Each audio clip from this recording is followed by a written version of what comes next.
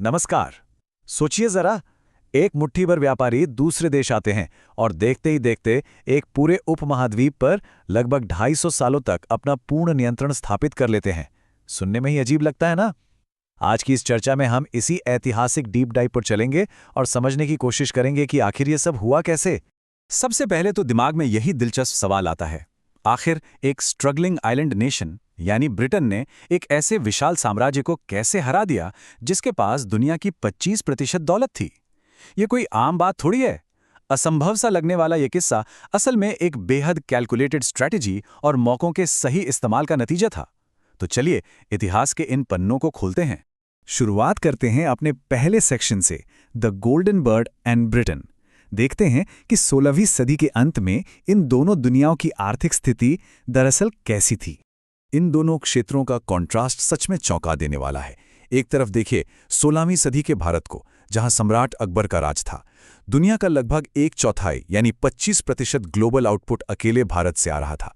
इसे ऐसे ही सोने की चिड़िया नहीं कहा जाता था। और दूसरी तरफ महारानी एलिजाबेथ प्रथम का ब्रिटेन, उनका ग्लोबल आउटपुट सिर्फ 3 से 4% था।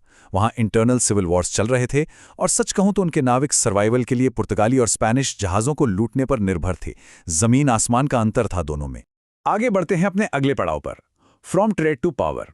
भारत की इसी अपार संपदा ने ब्रिटिश नाविकों को अट्रैक्ट किया और यहीं से ईस्ट इंडिया कंपनी की नींव पड़ती है।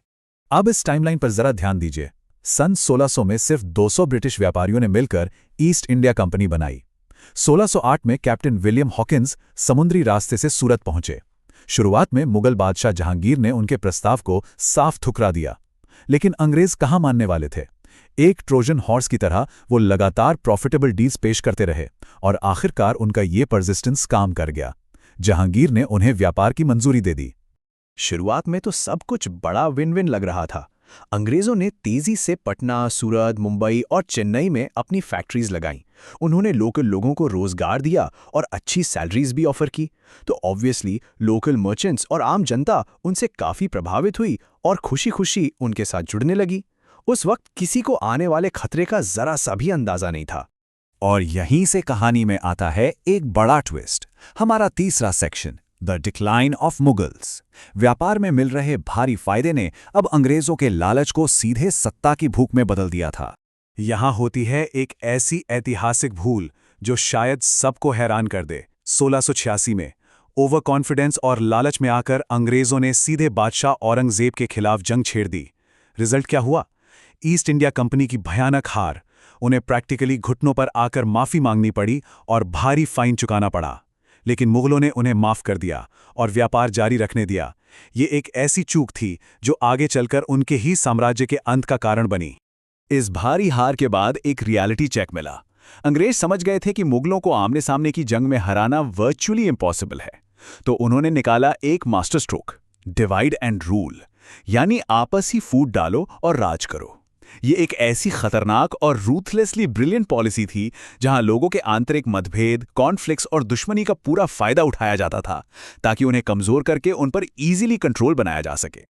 अब 1707 के बाद का केओस देखिए। औरंगजेब की मौत के बाद अचानक एक बड़ा पावर वैक्यूम पैदा हो गया। कमजोर शासक आते गए और आपस में ही लड़ते रहे।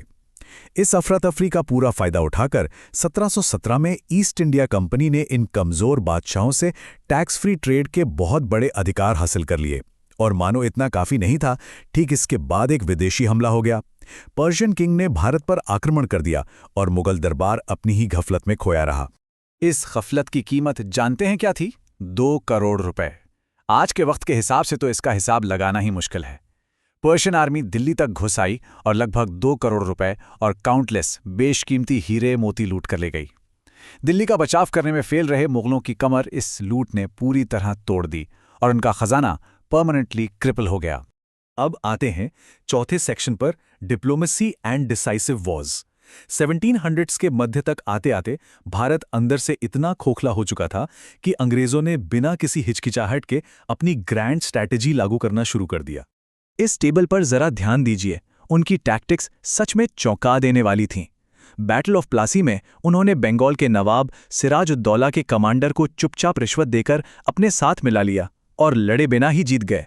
फिर 1764 के बैटल ऑफ बक्सर में उन्होंने अवध, बंगाल और मुगल नवाब की थकी हुई कंबाइंड फोर्सेस को हरा दिया। और डेक्कन के कॉन्फ्लिक्ट्स में क्या किया? निज़ाम्स और मराठाओं को पहले आपस में लड़वाया, और जब दोनों पूरी तरह थक कर एग्जॉस्ट हो गए, तब जाकर आराम से उनकी रियासतों पर कब्जा कर लिया। What a chess move! इन चतुर मिलिट्री और डिप्लोमेटिक जीतों का इम्पैक्ट बड़ा भयानक था। 18वीं सदी तक आते आते अंग्रेजों ने लगभग हर चीज पर आर्बिट्ररी टैक्सेस थोप दिए थे। उन्होंने एक टोटल मोनोपोली यानी अपना एकाधिकार स्थापित कर लिया। एक ऐसी स्थिति बन गई जिसने इस अमीर क्षेत्र की दौलत को अंदर तक निचोड़ लिया। एक वक्त की सोने की चिड़िया अब सच में गरीब हो रही थी। और अब हम पहुंचते हैं इस कहानी के आखिरी और सबसे ट्रेजेडी भरे चैप्टर पर, 1857 एंड कंप्लीट कंट्रोल। देखते हैं कि कैसे उन्होंने इस नए एम्पायर पर अपनी एब्सोल्यूट ग्रिप बनाई। अपनी पावर को परमानेंट करने के लिए उन्होंने बड़ा सिस्टमैटिक अप्रोच लिया। बड़े और प्रभावशाली जमींदारों के साथ दोस्ती और अलायंसेस बनाए। इंग्लिश एजुकेशन पॉलिसीज लाए ताकि यहाँ की सोच को बदला जा सके। उन्होंने आधुनिक सड़कें और रेलवेज भी बनवाई।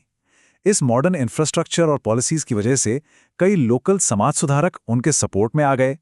बेसिकली उन्होंने भारत के भीतर ही एक ऐसी एलीट क्लास तैयार कर ली थी जो कंप्लीटली उनके प्रति लॉयल थी।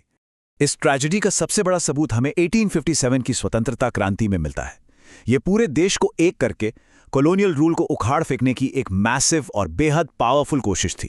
लेकिन आयरनी देखिए, उस पिवटल मोमेंट पर कई प्रमुख भारतीय जमींदार और रिफॉर्मर्स अंग्रेजों की ढाल बनकर खड़े हो गए। अपने निजी स्वार्थ और आपसी डिसयूनिटी ने इन महान क्रांतिकारियों की मेहनत पर पानी फेर दिया और बगावत बुरी तरह हार गए। 1857 के इस विरोध को कुचलने के बाद अंग्रेजों ने रिस्क लेने की कोई गुंजाइश नहीं छोड़ी। उनके आखिरी रूथलेस कदम देखिए। पहला, आखिरी मुगल बादशाह बहादुर शाह जफर को एग्जाइल करके रंगून की जेल भेज दिया।